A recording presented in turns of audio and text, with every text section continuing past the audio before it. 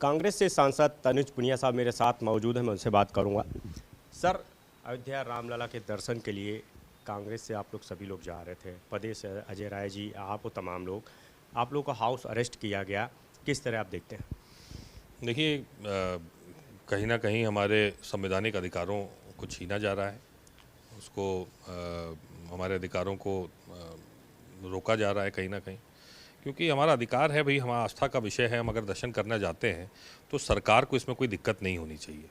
अगर उनको दिक्कत हो रही है तो इसका मतलब है कि कुछ गड़बड़ है।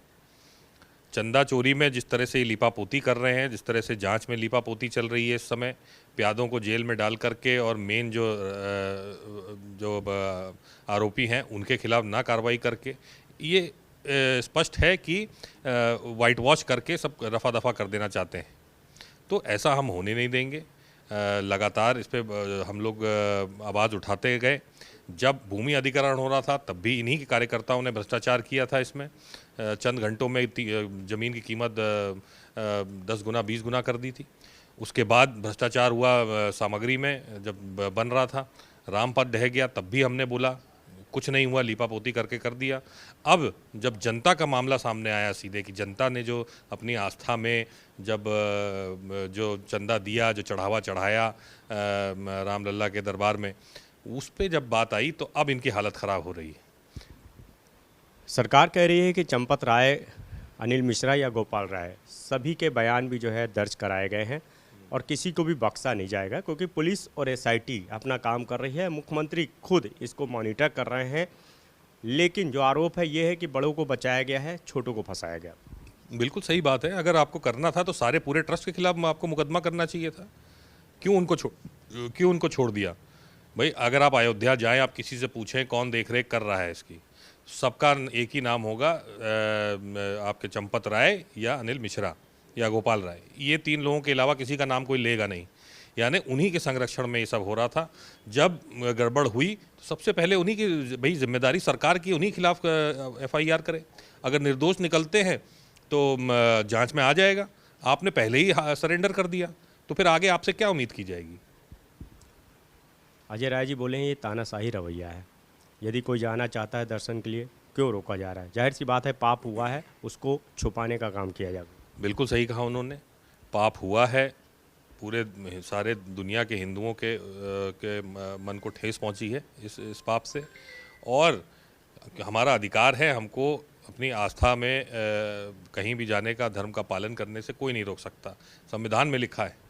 तो गैर संवैधानिक है तो जाहिर सी बात है, अगर संविधान से नहीं चल रहे हैं तो कहीं ना कहीं ये तानाशाही है। और ये वही अयोध्या नगरी है जहां से खड़े होकर के इन्हीं के सांसद ने, मौजूदा सांसद ने 2024 के चुनाव के पहले खड़े होकर कहा था कि हमको सीटें दो, हम संविधान ख़त्म कर देंगे, संविधान बदल देंगे। और वहाँ से लेकर यहाँ तक का अब आ गया है कि राम मंदिर को भी इन्होंने नहीं बख्शा है। तो ये भ्रष्टाचार करके पैसे कमाने में, अपना उल्लू सीधा करने में, राजनीतिक लाभ प्राप्त करने में ये लोग कोई कसर नहीं छोड़ते हैं। इसमें भगवान को भी नहीं बख्शा जा रहा है। लेकिन सरकार कह रही है कि कांग्रेस जो है कभी भगवान राम को मानने वालों में से शामिल है, और आज जो है इनको दर्शन की पड़ी है, राजनीतिक रोटी ये सेक रहे हैं आज। नहीं, जिस पार्टी का अस्तित्व राम मंदिर पे राजनीति करने पे बैठा हो तो वो कम से कम ये बात ना कहें। और जहाँ तक राम मंदिर की बात है, रामलला के दरवाजे पे जो ताला लगा था वो सबसे पहले राजीव गांधी जी ने ही खुलवाया था। तो ये ना कहें कि कांग्रेस पार्टी भगवान राम को नहीं मानती। तो ये स्पष्ट है कि सरकार जो है वो राजनीति करती है राम के नाम पे।